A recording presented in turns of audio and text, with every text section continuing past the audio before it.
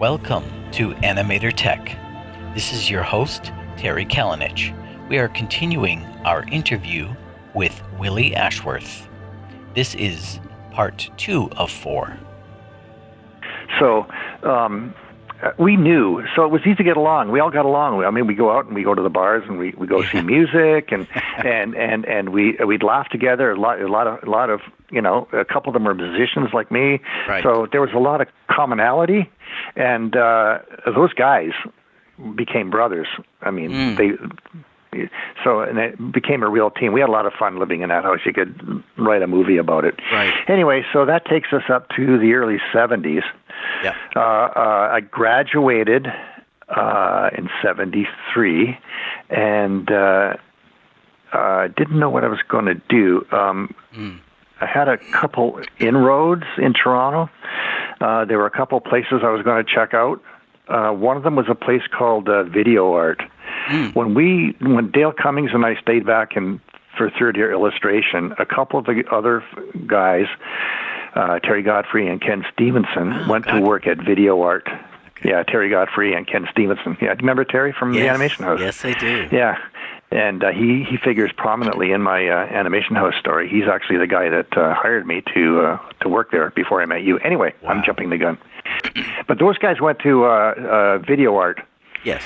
To work on a series called, I think it was called Jonglerie Mathématique. It was a French series teaching kids math. Yeah, Jonglerie Mathématique. So these guys were working on that. So that was the first production I had ever seen close up. So on my days off or weekends, I would go in and see these guys to see how they were doing. So I got to go into the studio and look around, and I felt very comfortable there. Yeah. I got to meet the guy who ran the studio, Bob Kane. One of the nicest gentlemen you're ever going to meet. He'll figure prominently in my story later on. But he was just, again, kind man. Kindness goes a long way with me. And he was a very kind man, and he loved animators. And so I would pick up a little bit of work there. Oh. And just, in-betweening, whatever, mostly in-betweening. Yeah. And a couple days here and there. So I would get a little bit of work. I got a place on Avenue Road, an apartment. I had met my wife at Sheridan College as well. That's the other thing I should mention. Oh. And I met Maria at Sheridan. She was in graphics, a very good graphic artist. Wow. Okay. Gorgeous woman with a beautiful, kind demeanor, and a very good artist as well. Wow. And she and I got married in 73. So the year before I got married, in 72, I got this apartment on Avenue Road and started looking for work. Right. My friend Ken. In those days, there was a lot of what I call coattailing. Somebody would go somewhere, and you would follow them because they did it. And so what's this place? Oh, let me check that place out. So Ken went to a place called Sonera Productions. They did commercials. They're probably the big commercial production house at the time. Okay. And this is long before Nelvana. Yeah. I think Nelvana was just twinkling on the horizon, kind of thing. So I worked there for a while, probably a year and a half, maybe 2 years, assisting commercials. And that's where I first met Bob Fortier. Okay. Bob Fortier, who later started the Animation House, and was Animation House, great designer, great animator, and he was there. So we became friends, and we both shared a love of music. So we used to go record shopping at the end of the week and stuff. So that's how I got to know Bob. Okay. So I worked there for a couple of years. So I also wanted to say, in those days, it was very. There were 4 or 5 studios in the city, I think, at the time, approximately. And they were all tiny, and they were all kind of open. A lot of them didn't even have receptionists. You could just kind of like walk in and sit beside your friends' desks and have a cup of coffee and look at the drawings they were doing. And the production manager, would come and say, "Who are you?" I said, "Well, I'm Terry's friend or I'm Dale's friend or whatever." And just, "Hey, you looking for work?" So yeah, I am. So come in Monday. It was like no NDAs, right? No NDAs. Yeah, exactly. Yeah, exactly. Yeah, it was just that easy for the most part. That would change. That would soon change. But so that's how I got a lot of my work, was just kind of word of mouth and learning what things were. Then I found out about a production that was going on in around Eglinton in Young. It was a husband and wife production team, and they were called Leach and Rankin Productions. I don't know if you've ever heard of them. No. And they were doing a special for CBC called The Gift of Winter. And his wife was the colorist, and they both wrote the story, and he was the animator. Now check this: he was animating on frosted animation cells with pencil. Oh. And really interesting technique.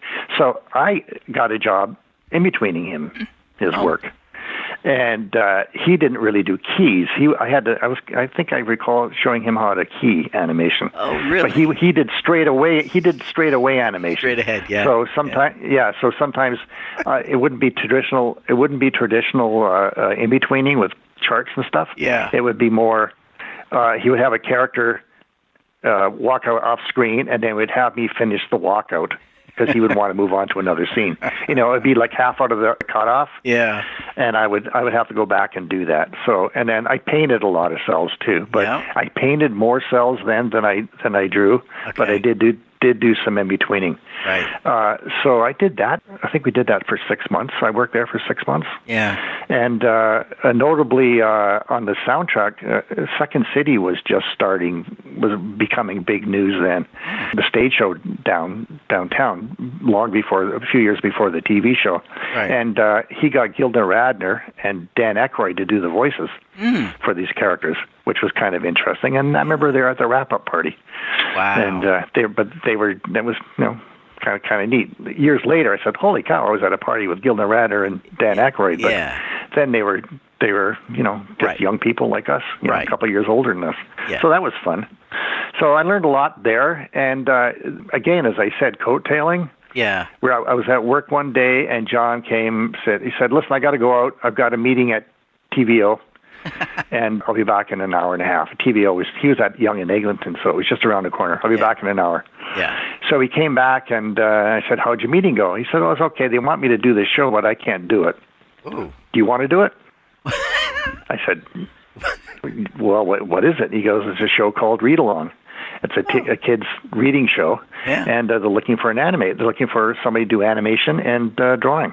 Wow. And backgrounds. And I said, "Well, yes." I went, had an interview with the people, and we liked each other, and John recommended me, and so I did Readalong. I think I did 2 seasons of that. Yeah. I think the budget was $1,000 a minute for animation. I think I got $25 for every illustration I did. Really? Because they had these backdrops. It was shoes. There were it was a puppet show, and they were shoes. Yeah. And the lead guy was called Boot. Do you remember that? Do you remember seeing that show at all? Well, it played all familiar. Put yourself inside a book, enjoy the story inside. Read along with us, or read along and ride. Oh yes, that show. yes. Yeah. I do remember that. Here's a funny thing. I was so happy. Like, that was my first production I did myself. I had a budget. As I say, it was $1,000 a minute. And that's not a lot of money, because I had to pay for everything, processing, shooting, delivery, schedules to meet. So that was a good that's a good word. I mean, it was a good learning experience for me. A lesson it was a good lesson on how to budget my time and money and everything. And so I was doing everything and anything I could. So what happened was I would some animation. A lot of it was like Sesame Street. One of these things is not the same. Yeah. They did those kind of things. Didn't quite rip off Sesame Street, but it was that kind of education for kids. Yeah. So when I was doing these, I would go straight to cell. Just like my lesson I learned from John Leach, except I would do it in ink. Right. So I wasn't doing a lot of paper animation. I was trying to save money because there was just no money. And I had to paint the stuff too. And then I got behind, and I had to hire people to paint. Yeah. So I had to hire 3 or 4 people to come in and paint to meet deadlines and stuff. Yeah. But I still managed to make profit, which was good. I mean, not much of a profit, but I always had money in my pocket, and I could always pay my rent, which was good. Wow. So that lasted 2 years. Flash forward to about a year and a half ago. I was flipping around the internet. Sometimes the internet's a blessing. Yeah. Sometimes it's a curse, Terry. Yeah. And I found the opening titles to that. Yes. And I couldn't believe how horrible they were, Terry. Oh, my God. Why do these people let me in the door? I mean, I like, this is stuff I showed to get me into Nelvana, and they still took me on. You know, it's unbelievable. But I guess a lot of us have those kind of stories. I think. I know there are some people who come out of the box firing on all cylinders. I wasn't one of those. I really had to grow. Really had to learn. Yeah. So I learned there. I learned, so because of that, and there was a lot of freelance work from 73 to 79. I started Nelvana in 79. Yeah. So between those 3, that time period was all freelance. Yeah. So I just took whatever I could. I did a lot of slide work too. Slides were a big thing at companies. Really? So I would go into some company, an insurance company, and they would have a script, and they would say, we need 50 cells or 50 slides telling this story. Right. So we want a guy holding a diploma here. We want a guy in front of his brand new house here. We want a guy driving it, whatever it was. Yeah. And I loved doing that because I could stay at home and do it, and I just do it on paper. Then I would ink it and I would paint it, and they would do all the processing. They would convert them into cells. Right. And so I did that kind of stuff for a long time. Also, in the middle of that, Terry, I was still animating, although I wasn't working for a lot of studios. So I decided to do my own short film. Yep. So I did because I wanted to have something to show people. So I did a short film. I worked at Video Art off and on a show called Circle Square. Do you remember that show? No, not that one. No. It was a show called Circle Square, and it was like a religious Sesame Street. Let's put it that way. It was teaching kids Bible stories and parables. Yep. And so I had budgets for those too. And Bob Kane, who ran Video Art, said, do what you want. Here's your budget. You get such and such a minute. And he said, if you have to tell the story in 4 minutes to tell the story in 4 minutes. Right. Don't, because we got the budget for it. So he was really good that way. He didn't say, they'll have to be told in a minute. Actually, so. Just to interrupt, though, now that I think about it, in church, we were watching stories that were on slides. Is that the kind of parable stuff you're talking about? Yeah, but this was animation. This was actually animation. They were animated. So I would take a story like the prodigal son. Okay. And then so they would have a script. Yeah. And I would do a very quick storyboard what I was going to do, and they would say, yeah. They never said nay. They always said they always liked what I showed them. Yeah. So I would do that, and that, I think I did about 8, 10, 12 of those or something, and that was a lot of fun. That was a lot of fun. So I actually learned again deadlines. Yeah. Having this time the camera was right there, so I didn't have to spend money on a cab or get on the subway. Right. It was right there. There was a camera, the old-fashioned Platin camera, Uxbury, and so that was all shot there. So that was good, and I did that. But also during that time, I did my first film, my first short film. There was a great song by a band called Dan Hicks and the Hot Licks. It's kind of a jazzy song, and so I did a song to that. And got it done, got it shot. I hired 3 or 4 people to help me in between it and paint it. It was all done all traditionally. It was shot at Video Art. Bob Howard, their cameraman, the wonderful cameraman, shot it for me. Yeah. And I sent it off to Ottawa and for the very, very, very first film festival, and it got rejected. And I'm glad. I'm glad that it did, because I had neglected to secure rights to the music. I had no idea. I was young and naive, and I just liked the song, and I figured, if I like the song, I'm doing the guy who wrote the song a favor, Yeah. But I probably would have gotten into a little bit of trouble, I would guess, if I did that. But that film worked because it served as a kind of a greeting card, I guess, a way of introducing myself to prospective clients. That little 2.5-minute film, you've got to believe. So that got me into Nelvana. So that takes us to 1979. Oh, I'm 2 years old then. I think 2 years old. I was going to ask you to parallel your life frame, man. Still in diapers or something like that. I don't know. So would you be, Terry, would you have been aware of all those little wonderful half-hour films that Nelvana did, like Take Me Up to the Ball Game and Romeo and Juliet and all those things that were on CBC? Did you? Well, you would have been 3 or 4 or 5. We did those for about 5 years, I think. I know I watched the Care Bears. That was 10 years later. I can't And Nelvana wasn't responsible for those. Okay. See, the thing was with all those ones I mentioned, Cosmic Christmas, Take Me Up to the Ball Game, Romeo and Juliet, there were a number of them. Yeah. They were all created at Nelvana. Okay. Nelvana, they weren't doing work for others then.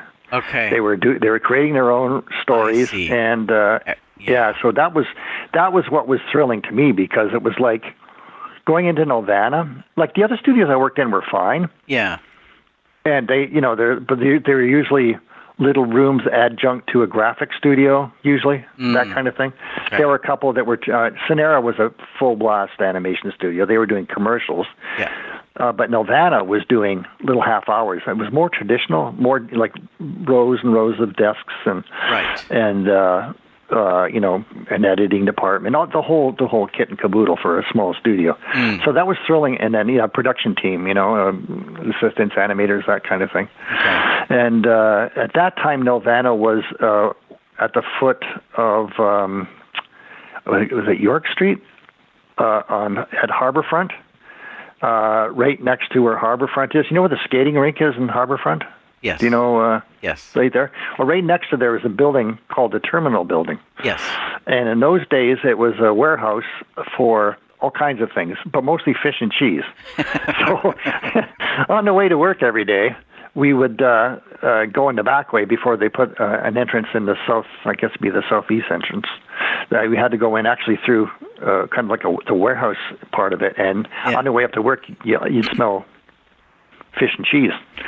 And then you would get up to the studio, and it was all of a sudden you go through a door, and it'd be this full blast studio. Wow! And so that's like I think that's their living quarters, and they converted those into apartments and lofts now, I think. Okay. And businesses. I think there's a small shopping mall underneath there and everything now, completely different. Yep. There was a bar at the bottom of it called the Skipper, where we used to go after work, and we'd often go down there and have a few drinks and discuss our work. So it was a very closed community. Yeah. And then right around 4 or 5 years, I guess, I'm trying to remember the timeline, a few years after doing it, Nelvana announced that they were going to do a feature. Okay. And that's when Rock and Rule came into the into the thing. Now, I'm going to say that I think that my story I'm telling may be long-winded, but I toward the end of it, I'm not going to mention too many people. I've mentioned a few. Yep. There were a lot of people along the way that both helped and hindered me. And even those that hindered me helped me, if you know what I mean. Yes. And I don't want to talk about the hindrances too much. I want to glorify the good people. But I'm not going to mention names until after. I'm going to do that as kind of like a little sidebar somewhere down the road in this interview. But there were a lot of wonderful people there when I went to Nelvana. The talent level was amazing. I mean, so many people there went on to bigger and better things and productions all over the world. So you would have, we would have people from New York City, people from LA, from Boston, England, So you can't help but get better. I mean, you had a system, it was called the Lion Lamb system. It was before QAR even. And it was a system whereby you could shoot your tests. And there was a little room. I think it eventually became a little room, but at one point it was just off where the animators were, behind barriers. Yes. And so, a little 5-minute walk from or 5-step walk from your desk, and you could shoot your test. It took forever. It was a very laborious process to shoot these things.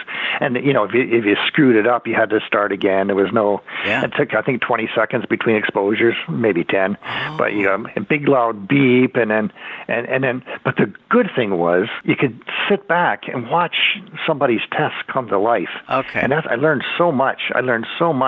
Yeah. I'd watch an animator who had way more experience than me. Yeah. There's people there who had already worked on features. Yes. And I would see what they were doing, and I would say, oh, that's why they're doing this. Yes. Oh, okay, that's a slow in. Okay, now I get it. That's a slow out. Whatever.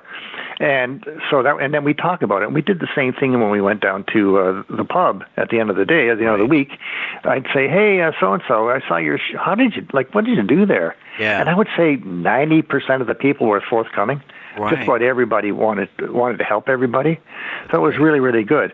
Nelvana Rock and Roll was a big deal because I'm sure you've seen it. I guess you've seen it. Yeah, a long time Rock and Roll. It's a long time ago. Yeah, I haven't seen it for a while myself. It didn't do well. I got to say, I looked at the numbers when I was preparing for this. I looked at the numbers and I had forgotten how well it didn't do. It's now become sort of an underground classic. Yeah. There have been books written about it, and of all the things I've worked on, when I started teaching, no one would bat an eye on just about everything that I mentioned. But when I mentioned rock and roll, young students' eyes would light up. You worked on rock and roll? That's amazing. Tell me about it. And it was. If you look at it, the animation is astounding. I mean, outside of heavy metal, I don't think anything was done like it in Canada at that time. I think they were done sort of around the same time. I think heavy metal might have been a little bit later. Yes. But it was sort of the same time. Right. But the animation is astounding. So many good animators working on that thing. It was a flawed production because Nelvana was learning as they were going along. And there was a lot of teeth gnashing and growing pains. But it got done. I thought it looked great. It was a very dark film in many ways, but I thought it looked great. It had a really interesting music soundtrack. It had a great beast stuff at the end, but it didn't do well. I think it cost $8 million to make. Yeah. I think it made $130,000. Well, I think according to Internet Movie Database, no one wanted it. Right. It didn't go. So that was a bit of a flop. So that's Nelvana had to. A lot of other people could tell you better stories than I can because they know more. But I think that's one of the reasons Nelvana got into doing other people's work. They started doing care because they had bills to pay. Yeah. And their front office really kept the studio afloat in those days because of that. Mm-hmm. And so that's how we got into what I call animation for toys section. Care Bears or Self the Elf, that kind of thing. Yeah. We did that for 4 or 5 years too. Right. And that's when I think part of the reason why rock and roll wasn't popular is just the time it was released. It was ahead of its time for sure, I think. Yeah, but also at that time I was much more I don't want to get into it, but I went to church a lot more back then, and to me, a movie like that was evil. It is the impression I'm assuming it to be. So just the title is like, okay, it's one of those films. Yeah. Well, the bad guy was evil, but there was a good element in it. Yeah. And spoiler, they win in the end. Darn it.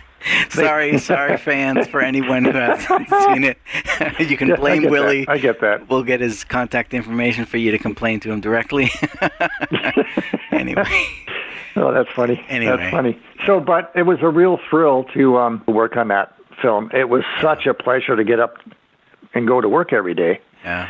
one of the joys was just sitting and talking to animators who were way better than me. Yeah. And just talking to them, how'd you do this? Also, too, old school animation studios could always, if you wanted a break, you could just pick up your drawings and walk around. It looked like you were busy. You could walk around and go to another animator and show them your drawings. Right. And then they would show them, and then that's how you learn too. And you roll I just miss those days where you had a big handful of drawings and you rolled the drawings in your hand. Yeah. And a really good eye, like the really good senior animators, would look at a scene and say, "Oh," and they would pull the drawing out right away and say, "You don't need this drawing." or they would take out that drawing and take a red pencil and then change an arm angle or something. Yeah. Or better flow of that, whatever it was. Yeah. And that's how we all learned. I mean, everybody learned that way. Yeah. And again, we'll mention some names later, but the studio was chock full of great animators, really, really great animators. So where does that take us? 79. Yep. I think Rock and Roll was leased in the early 80s, I think. Yeah, and then they started doing, as they say, Care Bears, Herself the Elf, Mad Balls, that kind of thing. And we're really always busy. So, and I had by that point, Marie and I had a kid. Yes. Nikki was born in 82, so 83, 84, those years, I was just happy to be working. Right. And we were, working on these shows. In those days, though, what happened was not a lot of animation was being done in studio. It was being sent overseas. Oh. We were doing the senior animators who were on the show would be asked to do the opening sequence or the title sequence. Oh, okay. So there'd be like 3 or 4 animators that'd be working on that, and then senior assistants would be. I got a chance to in between on a lot of that stuff. Okay. But a lot of the animation was being sent overseas to wherever, Japan, Korea, Philippines, wherever. Yeah. And the animation department in those days were only doing posing. So scenes would come from layout, and there would be just like a stick figure to indicate where the character was supposed to go. And our job was to do 3 or 4 suggestive poses so that at the end of the week, that show can be put in a box and mailed to Korea or Japan, wherever it was. Yeah. And the animators over there could use our poses. We found out a lot of times that they didn't even use our poses. So, but it was better than nothing, but I never liked it because you were just doing really hard keys, and you had to do them really rough, which was good because, we had a deadline to meet and you had to get it out. And so, so sometimes my stuff would be really tight. Other times it would be loose, but almost too loose. And I was really I got to the point where I could really draw the characters on model, but they were tight. I was tightening up, and I was getting really, really, really frustrated. And I didn't really feel I was learning anything. Really? In the middle of all that, Nelvana picked up a contract with Disney and got a chance to do a bunch of DuckTales shows. Do you remember that series? Yes, I do. Yes. Yeah. And the fun packs that came with those were great. Now, a fun pack is for I guess most animators, old school animators would know. Maybe the new people won't. But fun pack, I don't know if they called them that now, but they were like a big wad of paper that was in a little booklet, and they would be poses and model sheets and information about the characters, everything about them, rotations, lip sync, blah, blah, blah. And the ones from Disney for DuckTales were great.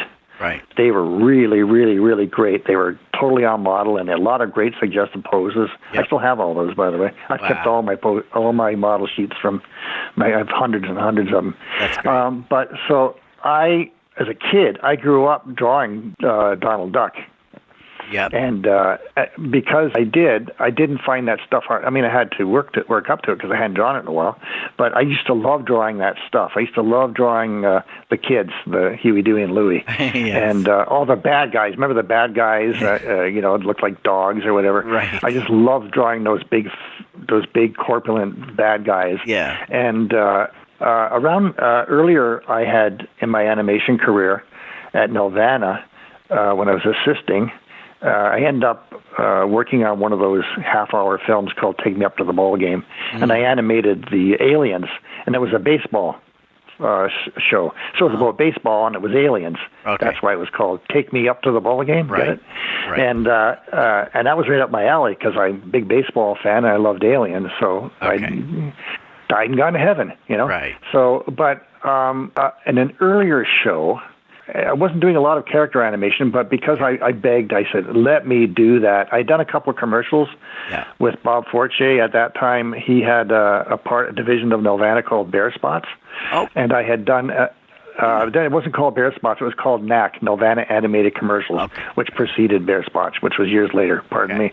And I did 2 or 3 commercials with Bob, and I went and showed Patrick Loubert I said, look, I've done these commercials, and so he let me animate the aliens.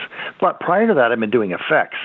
And we did a show, I can't remember what the show was, might have been Romeo and Juliet, I can't remember, but it might have been Take Me Up to the Ballgame. I think that was it. Right. Take Me Up to the Ballgame. That's how this happened. There was a scene where one of the rocket ships come down, so my scenes weren't ready to animate yet, so they gave me the scene of trees reacting to the spaceship coming down, right? Like with being affected by the wind. Yes. So I animated it, and I had a lot of fun with it, and I animated it straight away, and we shot it, and everybody loved it. Okay. So all of a sudden, I was the effects animator. Uh-oh. So after we did that show, I didn't do a lot. I did mostly effects. Right. I mean, I did some animation, and I was really happy. And when Rock and Roll came around, I did effects. So I did explosions, ray guns, lights. You know what effects are. Yeah. And I did all that. And at the time, I was kind of resentful because I thought, I don't want to do this. I want to do character animation. And my friends were doing character, and I was missing it. But in retrospect, I'm glad I did because it taught me a lot. Yeah. One of the guys I lived with was in SHeridan, or at SHeridan was a guy named Keith Ingham, and he was head of the effects department. Right. So I learned a lot from him, lights and shadows, and light sources and multiple sources, and that really helped me in my illustration later on. I mean, every time I add light or shadow to an illustration that I do now, I thank Keith Ingham for his input. So, and we'll talk about Keith later because he was also a big influence on me as well. Okay. But so anyway, long story short, longer story maybe a little bit shorter. I was sort of the effects guy, and that's all I was doing at Nelvana for the longest time. The Babar movie, I did all the water effects for that, and designed them and everything. And I just wasn't. Again, happy to be working. Happy to be working, but I wasn't really doing what I wanted to. And then I met this guy named Glenn Kennedy, who was an animator, and he had his own little studio. He was just starting up, and he was doing a series called Tiny Toons, which was the Warner Brothers. Never heard of that before, So he was doing the Tiny Toons thing, and so he was in the studio visiting one day, and I asked him how his studio was going, and I said, "Look, are you looking for people? Because I'd like to leave Nelvana. I've been here 9 years now. I think it's time to move on." And he said, "Well, yeah." He said, "You want to come and assist? Come on and assist." He says, "We have an animator coming in, and he's looking. He'll need an assistant. Why don't you assist him?" So I left. I worked up there. I stayed there for a year. They had a studio and a house at Eglinton and Yonge, just west of there. Yeah. And that was really good because the animator I worked for was John Williamson. And John was a really good animator, could really draw, and his stuff was really, really clean. Yeah. So I could make some money cleaning up his stuff because his drawings were so clean, and he was a really good animator, and I was learning a lot. Yeah. And so I, after about 3 shows, I went to Glenn and I said, "Look, I think I'd like to animate now." Because I wasn't making the money I was making at Nelvana yet. I was making maybe half of what I was making at Nelvana. And I had the kids to support and bills to pay, and I wanted to make more money. So I said, if I animate, I can maybe make more money, which I did. Good. And so the first show I did was, what's his name? The Duck, the junior version of Daffy. Yeah. What's his name? Yeah, and I used to love animating him, and it was a lot of swish drawings and smears and stuff. Right. And it was really good, really a lot of fun. So I did, I think, 7 or 8 of those shows, and then after that ended, we did Darkwing Duck, and I think I animated one show, maybe two shows on that. Right. And they did another show. They found out I did animation, or effects animation. Uh-oh. So there we are again. All of a sudden I'm doing effects animation. All this water for this pirate show whose name escapes me. Right. And then, of course, I did any effects that had to be done in the other two shows I mentioned. I usually got to do those as well. Yes. So then it was, I was getting kind of, didn't know what I was going to do. And then one day I got a phone call from the animation house. Okay. And it's Paul Sutcliffe. Right. And who's the production manager. And Suddy says, hey, listen, we're doing a Tiny Toons commercial over here. It's like a SpaghettiOs kind of thing, so like a noodles. Right. For kids, right? And he said, well, no one here knows how to draw this stuff. We understand you do. You want to come in and talk to us? I said, okay. So I did. And I went in the animation house, and I saw Bob again. Hadn't seen him in a while. Right. Terry was there, Terry Godfrey from school. He was a director there. And so I showed him my stuff, my drawings. I didn't have any film to show him, but I had all my drawings. Okay. And they said, okay, you're hired. So I got hired to do this spot. Yeah. And I was only hired for the one spot. And about 3/4 of the way through the spot, they came in and hired me full-time with full benefits. Wow. It was the answer to my dreams. It was prayers answered, man. Yeah. Full benefits. And Nelvana had benefits too toward the end, but not always. Yeah. And with a kid, that kind of thing is really important. Yeah. So I stayed there. I stayed there for 9 years. I think I animated 50 commercials on my own, and maybe 20 partials where we'd share a commercial. Yeah. And that takes me to where I met you. Wow. So what year would that have been? So I came into the studio, I think it was 96, the 96-97 school year. That's okay. I thought it was 95, but you might be right now that I think about it. Yeah. Okay. Something that makes like sense. that. Again, I get one. I seem to get 1 year. I go back and forth with 1 year at the time of my SHeridan beginning in high school end. So yeah, either way, it's close enough. Yeah, so, this was just pre-digital, right? Yes. Oh yes, absolutely. Just pre-digital. Yeah. So you're saying at that moment you've worked 9 years before I walked into that building? No, that was a total. When I was there in what year? 90? Okay. 89, 90, I think. 90. I think my first year was 90, and I met you in 97, so I've been there 7 years. Okay. Wow. When I had met you, yeah. So what were we working on? Do you remember? Well, I remember certain things, yes. I have certain memories of projects that I jotted down. One of them was a Swiss Chalet Sonic collaboration. So I think it had Woody Woodpecker in it as well, or something like that. And it was, I don't know if I did that. I remember doing a Sonic. Yeah. That was a fast food place in the States. Yeah, but okay. Yeah, I love that. I love the one I did. Now I did. I love that. I loved working in that spot. Like I remember I didn't get to animate like in between a lot while I was at co-op, but there was a time that you were helping me, work on some in-betweening, and I remember very vividly, it was this little dog with a tail doing swirls and wags and very fast, excited movements, and I had to, in between those movements, and think up of unique ways for that tail to move, because it wasn't just supposed to wag, it was supposed to do all sorts of weird, wacky, silly things, because it's an excited little dog. Right.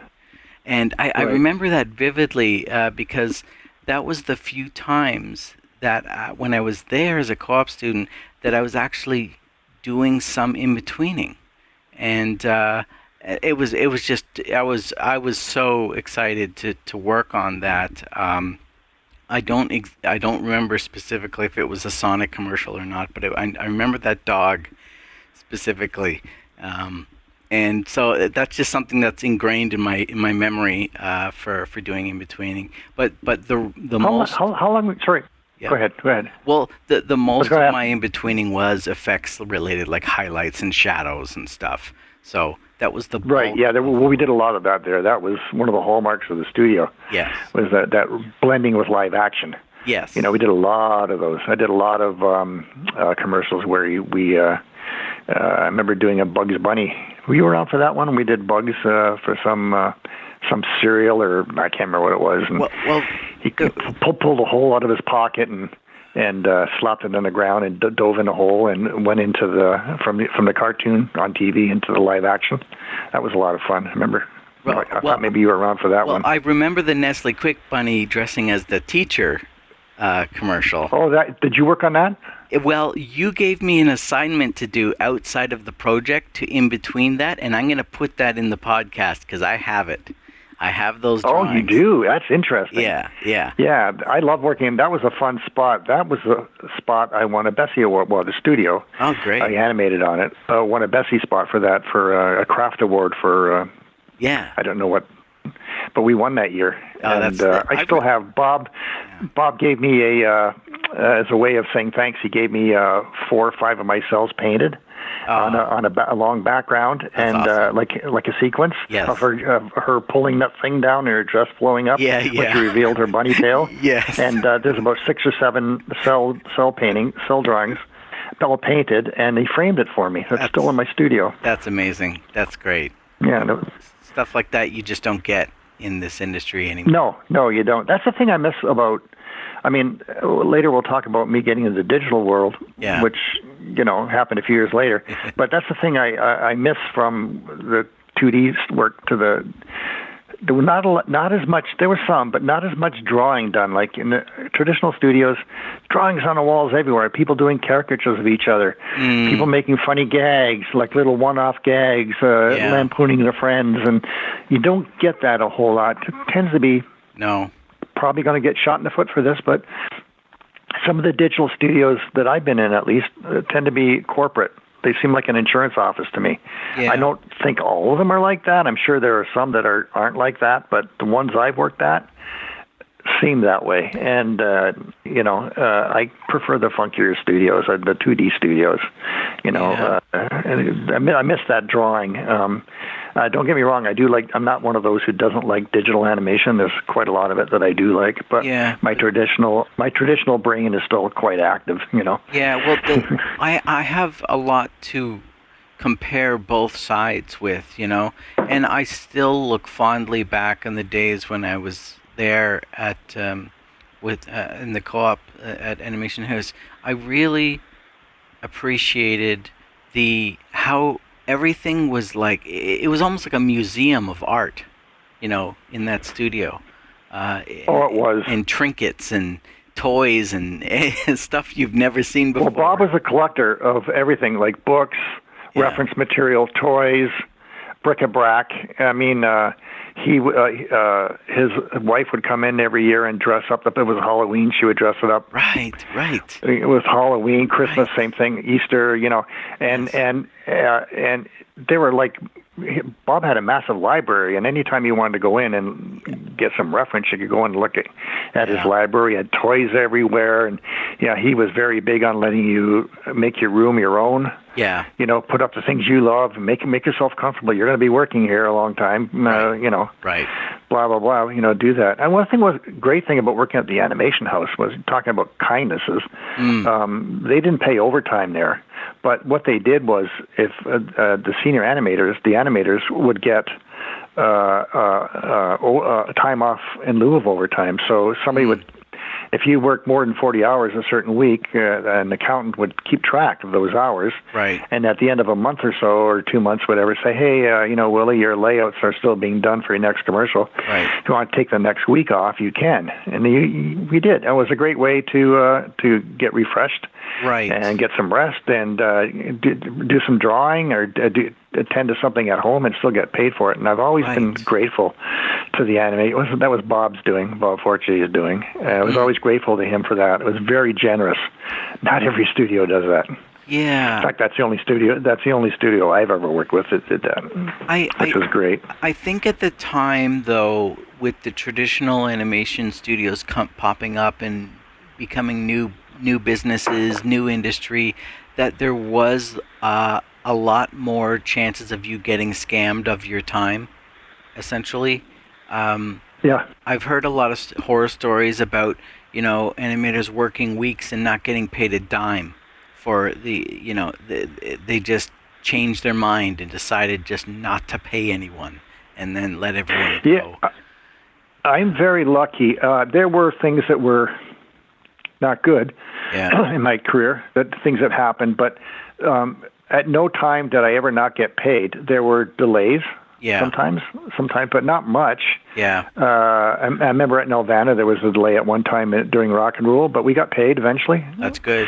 Excuse me, they kept it going. And freelancing, that was more of a problem because in those days, if you send a bill in and an invoice in, and you might not get paid for a month and a half. Yeah. That was just the way it was done. It was the same with the illustrations I did, all those cell work I did. Right. I put an invoice in, and I usually have to wait a month to get paid. But we always did. So when you're doing a budget to try to keep yourself afloat, you had to do some fancy dancing. Right. But again, that was a lesson in itself. This concludes our portion of this interview with Willy Ashworth. Please join us next episode for the continuation. Thank you very much for your time.